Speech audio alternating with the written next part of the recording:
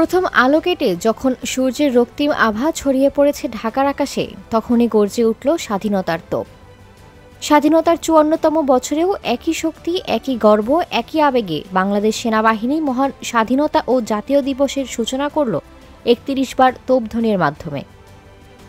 ঢাকার তেজগাঁও পুরাতন বিমানবন্দর এলাকায় সেনাবাহিনীর একটি বিশেষ আর্টিলারি রেজিমেন্টের ৬টি শক্তিশালী গান একে একে বিস্ফোরিত হয়, যেন আকাশ বাতাসে প্রতিধ্বনি হয় বীর শহীদদের আত্মত্যাগের মহিমা।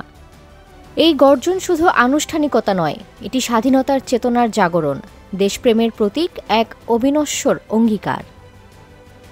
বাংলাদেশ সেনাবাহিনী শুধু দেশের ভূখণ্ড রক্ষার বাহিনী নয়, এটি জাতির গর্বের প্রতীক, স্বাধীনতার রক্ষক। ১৯৭১ সালে গঠন হওয়ার পর থেকে প্রতিটি সংকটময় মুহূর্তে দেশ ও জনগণের পাশে দাঁড়িয়েছে বাংলাদেশ সেনাবাহিনী। মুক্তিযুদ্ধে তাদের অবদান অনস্বীকার্য। সাধারণ মুক্তিযোদ্ধাদের সঙ্গে কাঁধে কাঁধ মিলিয়ে যুদ্ধ করেছে তখনকার বাংলাদেশ ফোর্সেস। গেরিলা কৌশল ও সম্মুখ সমরে পাকিস্তানি বাহিনীকে পরাজিত করতে নেতৃত্ব দিয়েছে সেনাবাহিনীর বীর মুক্তিযোদ্ধারা। রাজধানী ঢাকা সহ দেশের বিভিন্ন স্থানে সেনাবাহিনী ও অন্যান্য আইনশৃঙ্খলা বাহিনী বিশেষ নিরাপত্তা ব্যবস্থা গ্রহণ করেছে, যাতে স্বাধীনতা দিবসের উৎসবমুখর পরিবেশ নির্বিঘ্নে উপভোগ করতে পারে সাধারণ মানুষ। সেনাবাহিনীর ৩১ বার তোপধ্বনি যেন নতুন করে মনে করিয়ে দেয়, এই স্বাধীনতা কোনো একক ব্যক্তির নয়, এটি ১৬ কোটি মানুষের, এটি আত্মত্যাগের ফসল।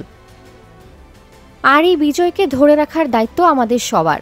স্বাধীনতা দিবসের এই শুভক্ষণে বাংলাদেশ সেনাবাহিনী সহ পুরো জাতি নতুন করে শপথ নেয়, দেশের সার্বভৌমত্ব অক্ষুণ্ণ রাখা হবে।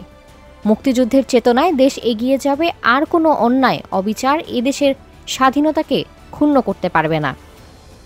সেনাবাহিনীর গর্জে ওঠা তোপধ্বনি আজ যেন জাতির কানে বলে যায়, এই পতাকা রক্তে কেনা, কেউ এই পতাকা নামাতে পারবে না। Desk report, metro TV. দেশের পাশে, বিশ্বের সাথে, মেট্রো টিভি।